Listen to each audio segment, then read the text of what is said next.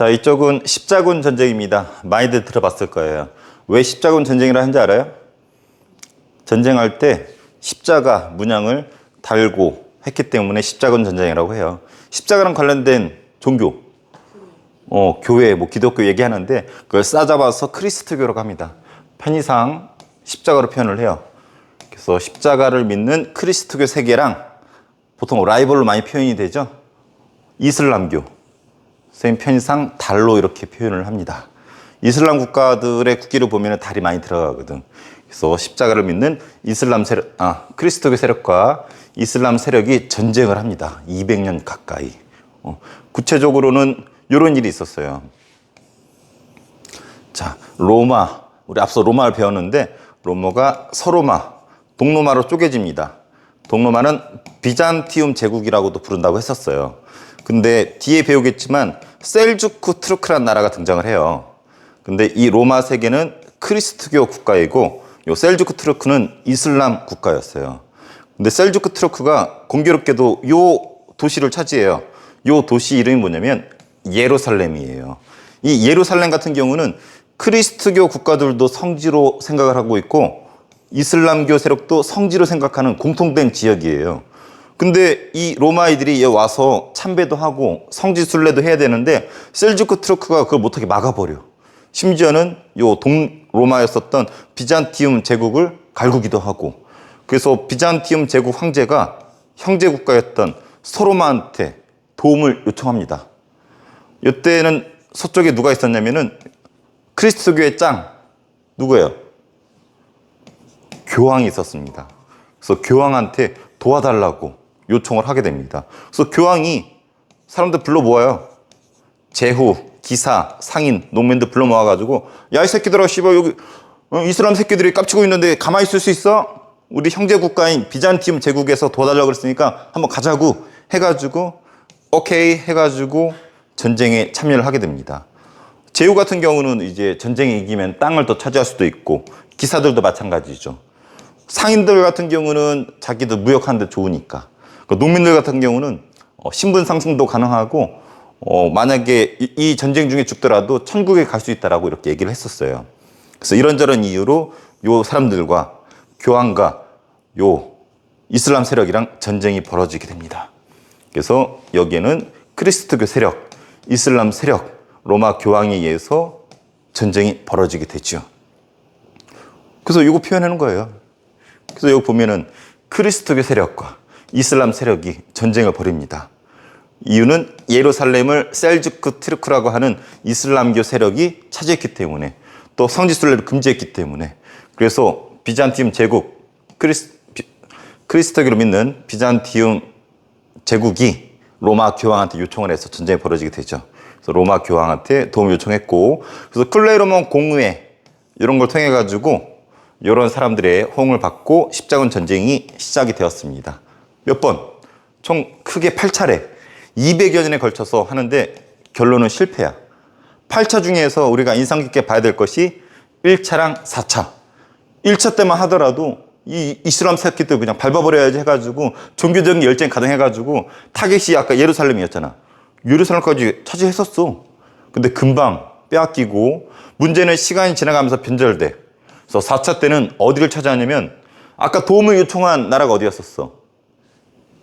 비잔티움 제국이었었잖아. 도움을 요청한 비잔티움 제국의 수도였었던 콘스탄티노폴리스를 점령하게 됩니다. 이해돼요? 얘네가 형제라고 해가지고 도와달라고 그랬는데 셀주크 투르크를 공격해야 되는데 문제는 가다 말고 이쪽을 공격해버려. 그래서 콘스탄티노폴리스가 함락이 되고 비잔티움 제국이 졸려 열받지. 씨발 왜 우리를 공격하는데? 해가지고. 그래서 처음엔 종교적으로 시작했지만 상업적으로 변질되면서 이 십자군 전쟁은 실패로 끝나게 됩니다. 심지어 이런 일도 있었대. 너희 같은 10대 같은 애들 이렇게 막 가스라이팅 시켜가지고 성스러운 전쟁에 나가야지, 씨발 이슬람 세력한테 질 수 있어 해가지고 10대들 막 꼬드겨가지고 배에 태워가지고 전쟁터로 가는 게 아니라 이탈리아 도시 같은 데 가가지고 막 애들 노예로 막 팔아버리고 이런 일까지 있었다고 합니다. 이것이 그 유명한 십자군 전쟁.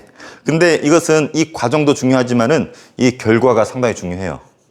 아까 로마 교황이 가스라이팅 시켜서 얘네들 끌고 갔잖아. 전쟁터로. 실패했잖아.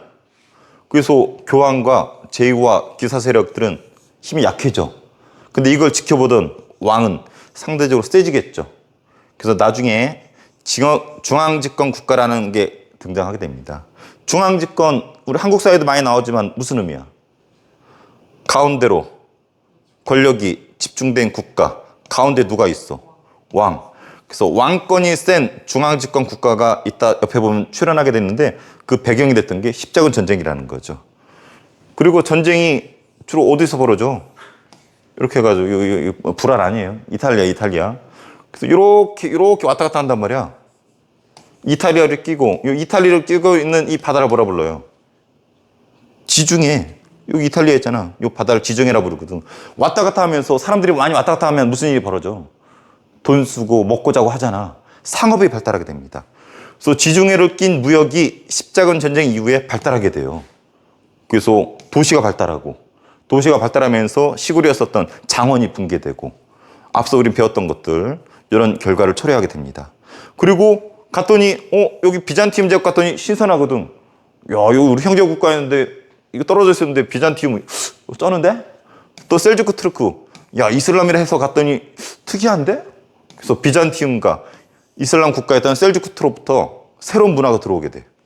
그래서 비잔티움과 이슬람으로부터 새로운 문화 유입이 돼가지고 우리가 뒤에 보게 될 르네상스라는 게 시작이 됩니다. 그리고 이걸 주도했었던 교황 가오가 죽겠죠. 그래서 교회가 둘로 쪼개지게 됩니다. 교황이 둘로 쪼개져. 그래서 교황이 체면을 구기게 되는 일이 벌어지게 되는데 이런 모든 것이 뭐 때문이다? 십자군 전쟁. 그래서 이게 끌레르몬 공회가 여기 교황이 있을 거예요. 여기 교황 있네요. 교황이 야 씨발 우리가 이대로 있을 수 있어 씨발 이슬람 새끼들 밟아야 될 거 아니야? 해가지고 가스라이팅 시키고 있는 그림이에요. 끌레르몬 공회라 부릅니다. 그리고 십자군 전쟁 전개도인데 여기는 나와 있지만 1차 때는 순수한 종교적 목적으로 예루살렘도 차지했었고 4차 때는 변질되면서 오히려 도움을 요청한 비잔팀 제국의 수도 콘스탄티노폴리스로 가는 화살표가 쓰여져 있죠. 그래서 1차, 4차가 특징적이지만 결론만 얘기하면은 종교적인 염원으로 시작했다가 변질되면서 실패했던 것이 200여 년간 진행된 십자군 전쟁이라는 거. 이와 관련된 영화들 많이들 나오죠. 그래서 중학교에서는 흐름만 한 10분 얘기한 것 같은데 흐름 정도만 자세한 건 개인적으로 공부하세요. 고등학교 가서 해도 되고. 자, 옆에 중세 유럽 사회가 변화가 찾아왔대. 한마디로 이 부분을 구체적으로 보는 거예요. 첫 번째, 십자군 전쟁 이후에 도시가 발달합니다. 도시.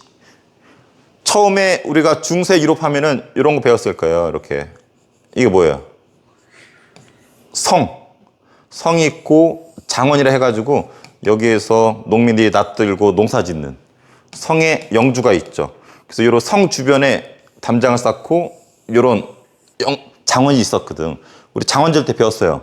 근데 점차 여기에 상인들이 모여들기 시작해.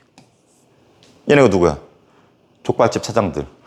족발집 차장들이 모여가지고 성 주변에서 족발 장사합니다. 그랬더니 이 영주가 울타리를 쳐. 울타리를 쳐가지고 잘 됐다. 너네 성 주변에서 장사하는데 내가 울타리를 쳐줄게. 보호해줄게. 대신에 니들은 나한테 이거 내. 뭐? 세금 내. 이렇게 된 거예요. 세금도 내고. 그래서 이렇게 해가지고 도시가 형성이 된 거야. 기존의 중세 성 주변에 상인들이 모이면서 울타리를 더 치면서 형성이 됐죠. 이것을 뭐라 부르냐면 이렇게 불러요. 부르크. 부르크라는 이름이 들어간 지금 도시들 많잖아. 뭐가 있어? 우리 손흥민 축구선수 알아요? 프로 데뷔했었던 함부르크라고 있어. 아우크스부르크도 있고 룩셈부르크. 노래 있잖아. 룩셈부르크 해가지고 알아요? 응. 이 부르크. 그래서 부르크라는 게 이 도시라는 뜻이에요. 이렇게 형성된 도시. 그래서 함부르크, 룩셈부르크, 아우크스부르크 다 이런 식으로 형성이 된 거지. 그래서 그 서양의 도시의 이름을 보면은 어떻게 형성된지 알 수 있어요. 근데 얘네들끼리 다 족발 장사하잖아. 같은 업종이잖아. 그 지들끼리 이제 약속하는 거야. 야, 우리 소주 씨발 저쪽은 5,000원에 파는데 우리는 안 돼. 7,000원 더 받아. 아니야, 우리는 2,000원만 받자고. 많이 팔자고. 지들끼리 약속하는 겨. 야, 개똥이네 아버지가 돌아가셨대. 가서 봉투해야지. 야, 가서 고소도 치자. 야, 누구 딸내미 결혼한대요. 가가지고 축하도 해주자 해가지고 우르르 몰려가고. 그러니까 서로 친목도 다지고 장사할 때 약속도 하고 정보도 공유하고 단톡도 공유하고 인스타도 공유하고 지들끼리 그런 활동을 하게 돼. 이런 걸 뭐라 부르냐면 길드 들어봤어요? 길드라고 합니다. 동업, 조합, 같은 직종들끼리 모여서 정보 교류, 서로 친목 다지는 거.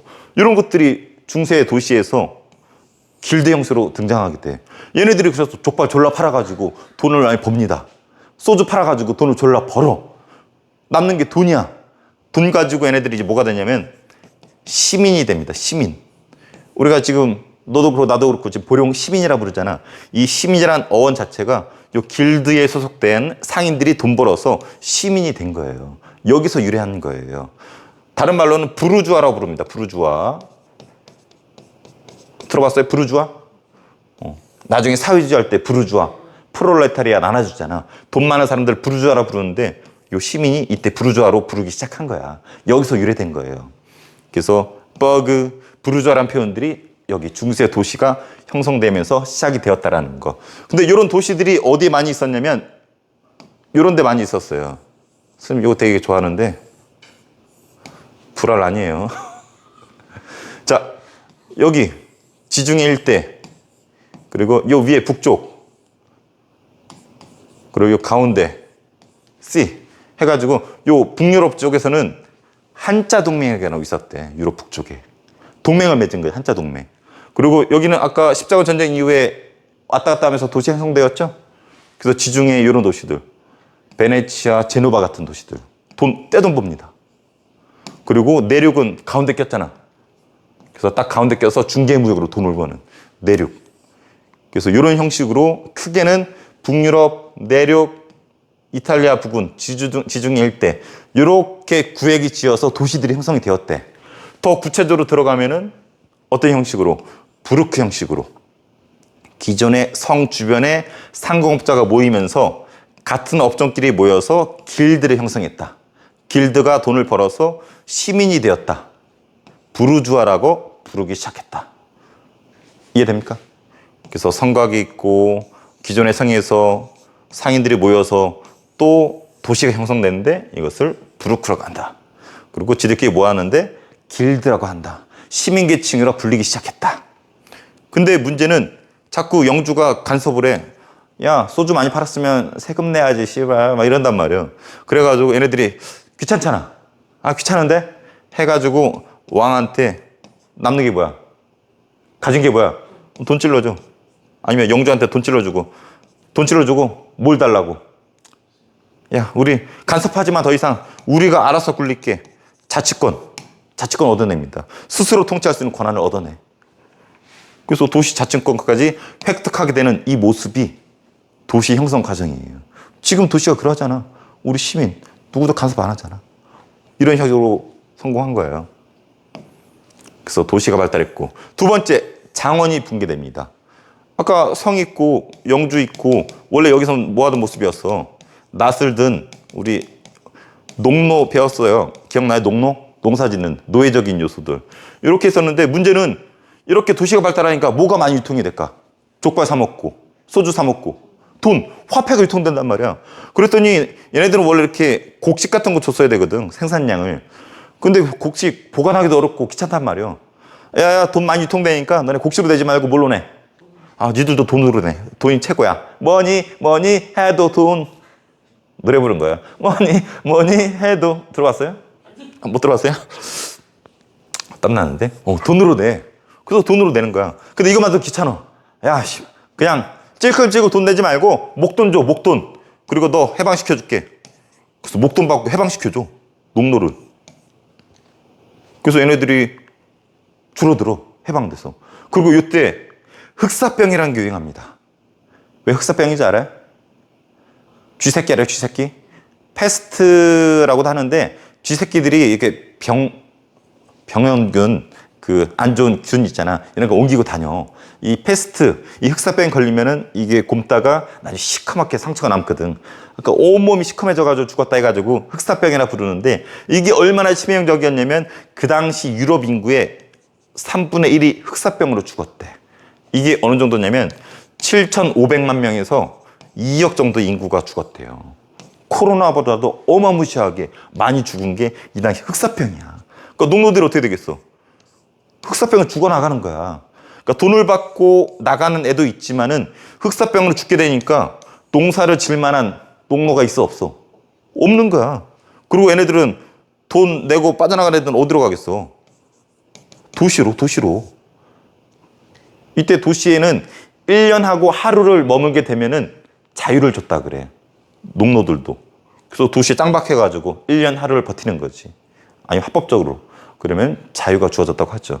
결론적으로는 도시의 발달로 화폐가 사용이 되고 영주가 농노한테 곡식 대신에 화폐를 받든지 아니면 돈을 받고 아예 해방을 시켜주든지 그래서 농노가 줄어들죠. 근데 또 흑사병이 유행하면서 농노가 죽게 되면서 노동력이 부족해지는 거야. 그래서 농사지을 사람들이 없어지기 시작합니다. 그래서 이 땅에서 농사지어서 운영이 되는 장원제가 어떻게 된다? 붕괴가 된다. 근데 어떤 영주는 띨팍한 게 대세는 얘네들 풀어주는 거거든. 그러니까 못 도망가게. 야, 씨발, 어디 도망가? 일로. 어디 도망가? 세금 내야지. 농사 져야지. 가둔단 말이야. 농민은 가만히 있겠어? 씨발, 대들어버리지. 그래서 자크리에 난, 와트 타일러로 인한 이런 농민 반란들도 일어났었습니다. 우리 한국사로 치면은 뭐, 동학 농민운동과 좀 비슷하다 그럴까? 뭐 이런 것들. 그래서 두 번째 배웠어요. 도시가 발달하고 장원이 붕괴되고. 요거 했고. 그 다음에 중앙집권 국가가 등장합니다. 아까도 얘기했지만 중앙, 왕한테 권력을 집중시키는 국가, 왕이 권력을 다 틀어지는 국가. 배경이 여러 개가 있어요. 아까 십자군 전쟁 실패했죠? 누가 졌댔어? 얘네들 졌댔잖아. 그럼 상대적으로 왕이 세질 수밖에 없죠? 두 번째, 화약과 대포라는 게 등장하네. 원조가 어딘지 알아요? 화약, 중국이에요. 중국에서 개발된 화약이 유럽으로 전해져 와. 그러면 화약으로 대포 만들죠. 총 만들죠. 기사들은 뭐야? 말 타고 칼 차고 뭐 싸우는 거잖아. 창이나 칼 들고. 근데 멀리서 총으로 빵 쏘거나 대포 쏘면 끝난단 말이야. 그래서 기사들이 의미가 없어지는 거야. 기사들이 또 약해지면은 왕은 더 세질 수밖에 없죠.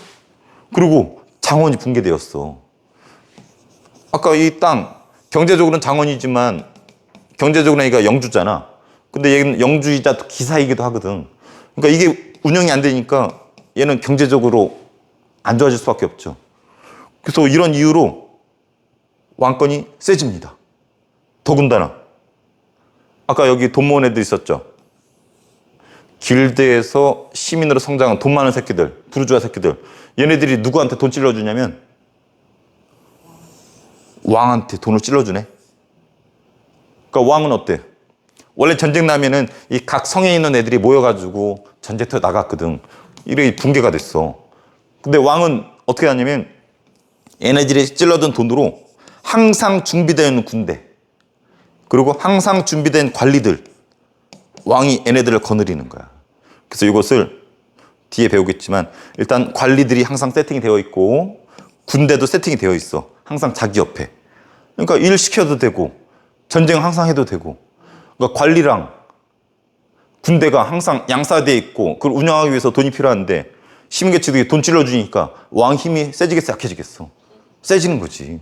기사들은 약해지고 왕은 세질 수밖에 없습니다. 이런 배경 속에서 프랑스, 영국, 에스파냐, 포르투갈들이 왕권이 졸라 세집니다. 먼저 프랑스는 이 100년 전쟁이 계기가 되었다고 해요. 100년 정도 전쟁을 해요. 왜 전쟁을 하냐면 이것 때문에. 여기 프랑스 있으면은 여기 영국이 있거든. 이 프랑스 내에 영국 땅도 있었고 프랑스의 왕이 바뀔 시점이었는데 영국 왕이 그거 하겠다라고 간섭을 하는 거야. 얘는 피가 많이 섞이긴 했었거든. 근데 프랑스의 왕을 영국이 계승하겠다라고 한 거지. 그러니까 프랑스 가만히 있나? 꺼지세요, 씨발 한 거지. 그래가지고 전쟁이 벌어져. 그래서 100년 전쟁이 벌어지게 됩니다. 처음에는 영국이 압도적으로 이겼어. 근데 갑자기 한 여인이 등장하죠. 그리고 하느님이 신호를 줬대. 야야야야, 얘 이름이 잔다르크거든.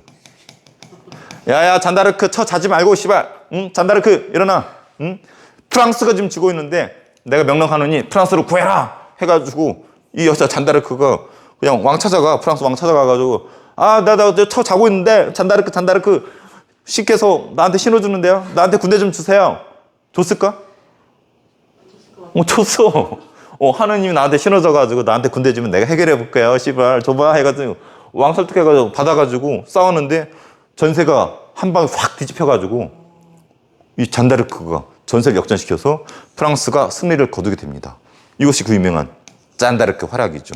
그래서 프랑스가 승리를 거두고 전쟁이 끝나게 돼요. 근데 문제는 전쟁이 일어나면은 여기 영국이고 프랑스인데 왕을 중심으로 모일 수밖에 없단 말이야. 아무리 병신 같은 왕이라도 100년 동안 전쟁해봐. 영국보다는 이 병신 같은 왕이 차라리 낫잖아. 그러니까 하나로 결집할 수밖에 없어. 영국 개새끼들 띨팍하지만 왕을 중심으로 모일 수밖에 없네 해가지고 왕권이 쓸 수밖에 없습니다. 그래서 영국과 싸우면서 왕 중심으로 모이고 그중에 잔다르크 활약도 있었고 그래서 왕권이 쓸 수밖에 없었던 것이 이 프랑스라는 거죠. 잔다르크는 어떻게 된지 알아요?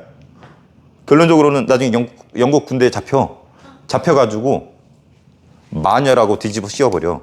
그래서 마녀를 해가지고 잔다르크를 불에 태워가지고 화형시켜서 죽여버립니다. 여담이지만 이 잔다르크는 성경에도 나와. 성경이 아니라 로마 가톨릭이 있었죠. 요 크리스티오 세계 스님 다니는 성당이 로마 가톨릭인데 로마 가톨릭을 보면은 잔다르크를 성인으로 인정했어요.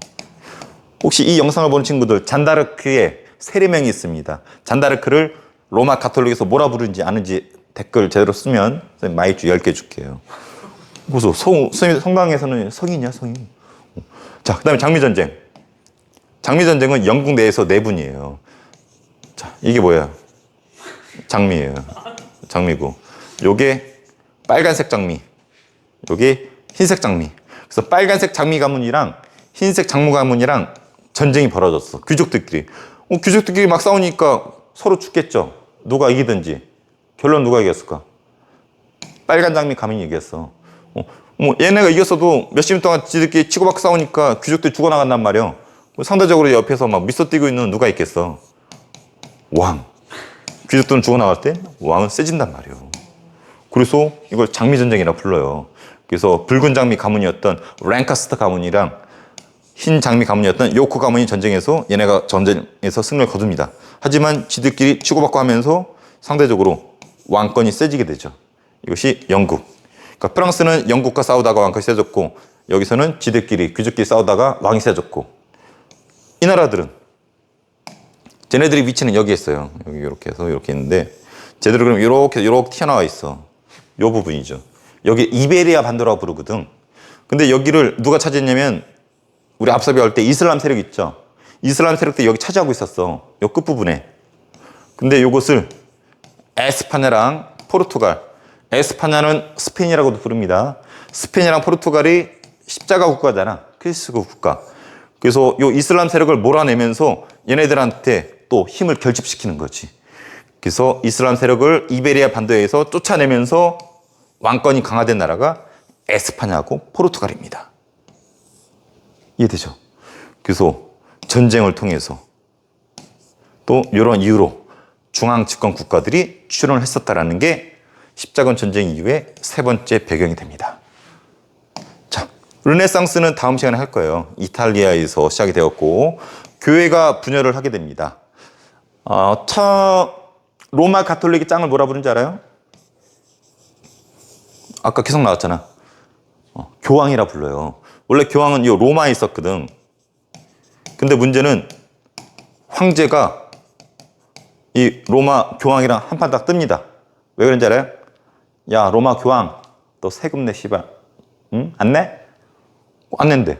한판 딱 붙었어. 그래서 어떻게 하냐면은 이 로마 교황청, 로마에 있던 교황청을 일로 프랑스에 있는 아비뇽으로 옮겨버려. 그리고 교황을 여기 가둬버려.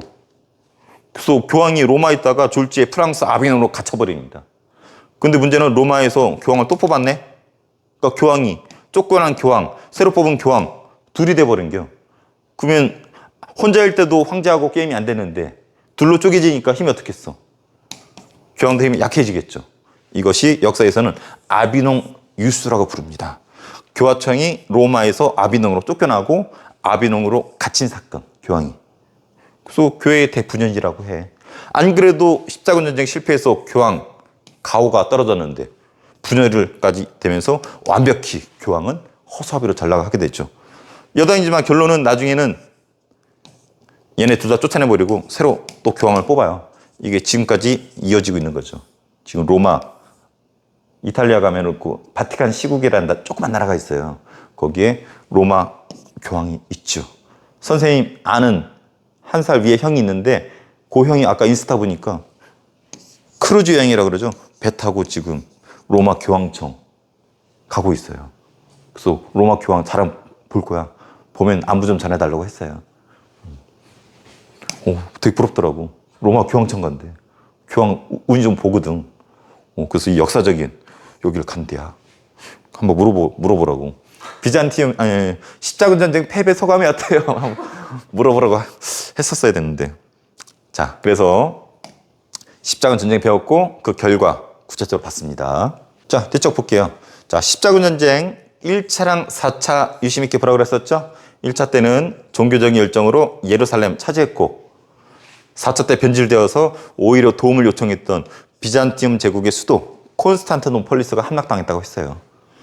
그리고 십자군 전쟁 전에 이미 도시가 건설되고 있었고 더 십자군 전쟁 이후에 도시가 발달하게 됩니다. 그래서 기존의 성에 성벽 둘레를 끼고 부르크라는 이름으로 성공했고 길드 나왔었죠. 족발집 사장들끼리의 어떤 단톡방 지들끼리 같은 업종끼리 모인 거야. 이 길드 문양이 지금도 서유럽에 가면은 가게 곳곳에 문양으로 박혀 있대. 그래서 서유럽의 전통을 이해하려면은 부르크, 그다음 길드 이런 거 공부를 해줘야죠. 길드의 구성원들이 시민으로 자리 잡았다. 왕한테 뭘 찔러줬다? 돈 찔러줬다. 그래서 왕이 군대랑 관리를 두는데 기여를 했다. 그래서 중세 기사들이 죽고 왕이 강화가 되었다. 그래서 영국, 프랑스, 에스파냐, 포르투갈 같은 강력한 왕이 힘이 가진 나라들이 등장했었다라는 거. 특허장 획득. 나중에는 이제 영주가 간섭하니까 자치권까지 얻었다 그랬죠.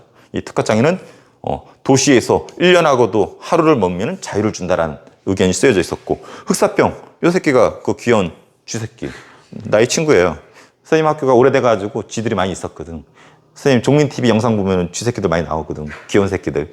근데 요새 내가 싫어졌는 게 이 새끼들 안 보여. 너무 마음이 아픕니다. 우리 학교가 이제 한두 달 뒤면 이제 여기 허물고 컨테이너 운동장 놓고 글로 이사 가거든요. 그래서 이 새끼들 이제 영영 작별 인사해야 될 시간이 올 것 같아요. 안녕 쥐새끼들.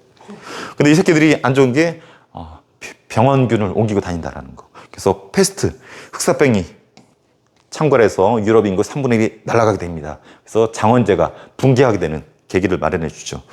이런 걸 막기 위해서 이런 거 방독면 같은 거 쓰고 다녔대. 마스크. KF94라는 설도 있어요. 백년 전쟁 누구겠어요? 잔다르크. 그래서 영국과 프랑스 간의 전쟁에서 프랑스 이 전쟁 통해서 집결하게 되죠. 누굴 중심으로? 왕. 그래서 왕권이 세졌고 영국 장미전쟁 치고받고 싸우다가 얘네가 승리했지만 어차피 죽을 수밖에 없죠. 상대적으로 누가 세졌다? 왕이 세졌다. 이거 나오지 않지만 에스파냐랑 포르투갈은 이슬람 세력 밀어내면서 왕권이 세졌다. 정리할게요. 십자군 전쟁 크리스토교랑 이슬람 세력 간의 전쟁이에요. 더 구체적으로는 비잔틴 제국과 셀주크 트르크의 대결이었는데 시작은 셀주크 트르크 얘네들이 예루살렘을 점령하죠. 근데 크리스트교도 이슬람교도 그렇고 예루살렘의 공통의 성지라고 그랬었죠. 성지 순례를 방해하네 개새끼들이. 그래가지고 씨발 족같네 해가지고 누구한테 요청했어? 로마 교황한테 요청해가지고 끌레르몬 공회에서 씨발 우리 가만히 있을 수 있어? 비잔팀 형제가 도와달라는데 씨발 가자고 해가지고 가스라이팅 시켜서 전쟁에 참여를 하게 됐죠. 이것이 십자군 전쟁이고 8차례 200여 년간. 결론은 실패. 1차만 하더라도 열정적이었기 때문에 예루살렘까지 탈환을 했어. 그런데 4차 때쯤 되면 변질돼가지고 오히려 도움을 요청한 비잔팀 제국의 수도였던 콘스탄티노폴리스를 점령할 정도로 변질되었다라는 거. 그래서 실패. 하지만 이 결과가 시험에 졸라 잘 나온다라는 거. 우리가 알고 있는 중세 봉건 사회가 전반적으로 무너집니다. 일단 전쟁 왔다 갔다 하면서 이 지중해 무역이 활발해져요. 그래서 도시가 성장하고 장원이 붕괴됐고 그리고 이걸 주도했었던 교황뿐만 아니라 제후 기사 세력들이 약해지겠죠. 상대적으로 왕은 웃죠. 그리고 이것 때문에 더 나아가서 중앙집권 국가가 이런 전쟁들을 통해서 출현한다라는 거. 그리고 이거 갔더니 비잔팀 제국 형제나라 신선한데 셀주크 투르크 이슬람 신선한데 새로운 문화가 들어옵니다.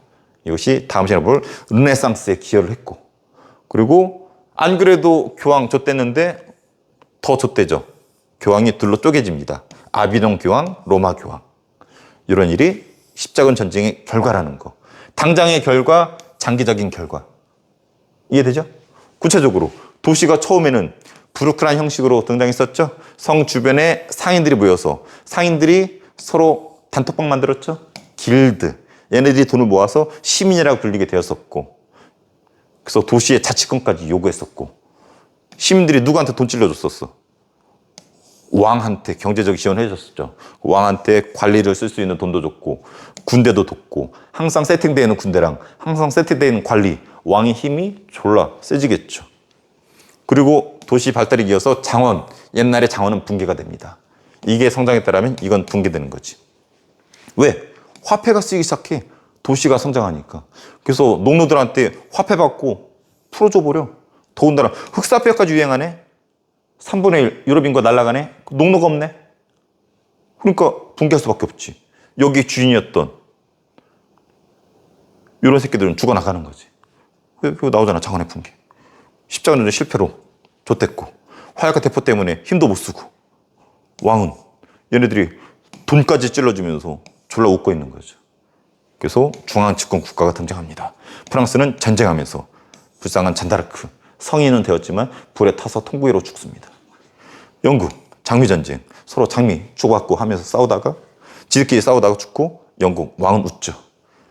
에스파냐, 포르투갈, 이슬람 몰아내면서 왕권 강화. 이런 나라들을 중앙 집권 국가라고 한다는 거. 그리고 르네상스는 볼 거고, 교회가 아비뇽 유수 때문에 둘로 쪼개졌었다고 아까 얘기했었죠. 그래서 이 흐름들 이해를 해야 됩니다.